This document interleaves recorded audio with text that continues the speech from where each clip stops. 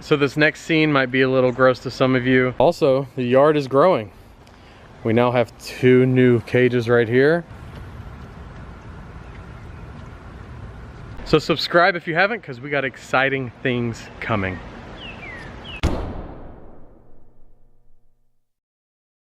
We have something a bit disheartening to talk about. Another part of breeding. So Jasmine, I know a lot of you guys are excited about her laying her eggs and seeing what she can produce with payload. Well, I'm gonna tell you, she did in fact lay a clutch. She was not building a nest, not even laying her eggs in the hide all the time, and that automatically was a big red flag. The eggs may not be good. A lot of them were obviously infertile. They were dented in. Some of them came out hard. And I also suspected that Jasmine was eating some of her eggs. And I don't really know exactly why I thought that, besides all the other clues that she was laying her eggs around the enclosure, and I just had that gut feeling that she was eating her eggs. And I just now looked in her enclosure, and in fact she was 100% eating some of her eggs. Let me show you how I know that. So this next scene might be a little gross to some of you. Jasmine did defecate, and I see something in there that is a little saddening. So let me go ahead and show you what I'm looking at. Right here is where Jasmine went number 2, and clearly those are eggs. I can count 1, 2, 3, 4, 5, 6, 7 eggs, maybe 8. 7 to 8 eggs right there. So she still had like 23 other eggs. It was a fairly large clutch, but out of all of those eggs, there's only 7 that are plump and maybe only 1 that has veins in it. So definitely a little bit of a disappointment, but she's healthy, she's doing well. We've always got next year. So right now I'm just gonna focus on giving her the care she needs, fattening her back up, and seeing what happens. You know, I mean, with anyone that breeds reptiles, I feel like especially Tegus, they love to play mind games. As soon as you feel like you've figured something out, they throw you for a loop, and you're back at the drawing board trying to figure out how you can do things better and care for them better. So it can be stressful. It's definitely stressful breeding season. So yeah, 1 year, I always tell people 1 year you feel like a genius, the next year you feel like a big dummy. But, so that's kind of the bad news. That's kind of what's been going on here. But we do as well have some good news. The good news is we've got a lot of other Tegus that are looking gravid. I bet we're probably about a week out from having some more eggs. So that's really exciting.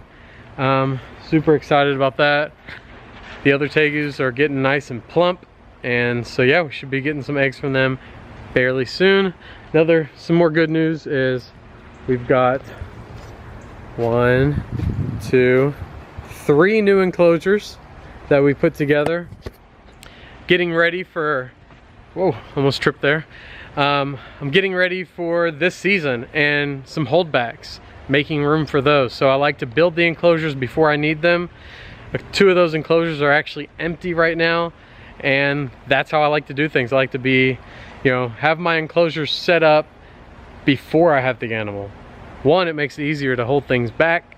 Otherwise I end up selling everything and regretting it later on. And 2, it's just good to have the enclosures out of the way. And as a reptile breeder, people probably imagine like our day being, you know, feeding the animals and playing with babies, and all of that's true. We get to do those things, but probably 80–90% of my time is done building. That's a huge one. Building, preparing food, researching, communicating with people online. A huge part of it really has nothing to do with animals at all. So if you want to breed reptiles, you want to care for these reptiles, especially ones that need large enclosures, make sure that you are willing to get handy, get hands-on, and, you know, put yourself to work building these enclosures. So if you haven't seen the video of how I build these enclosures right here, I'm gonna put a card at the top right now that shows you exactly how we do that.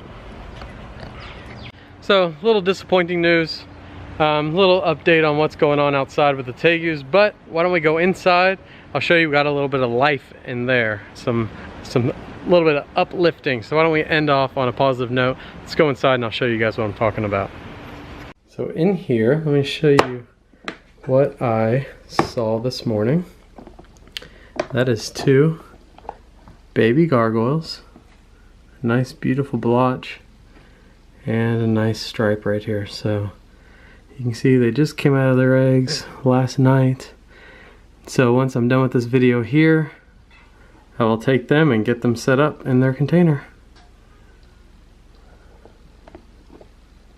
So thank you guys so much for watching. Just like any days, you've got your lows, you've got your highs with reptile breeding. It's no different. Started off kind of rough, ended kind of good. So you just got to focus on the positive and, you know, keep striving to do better each year, every season, every day. So subscribe so I can update you on Jasmine's eggs. I don't know, we may have 1 egg. If we do, it is staying here and I'm keeping that one.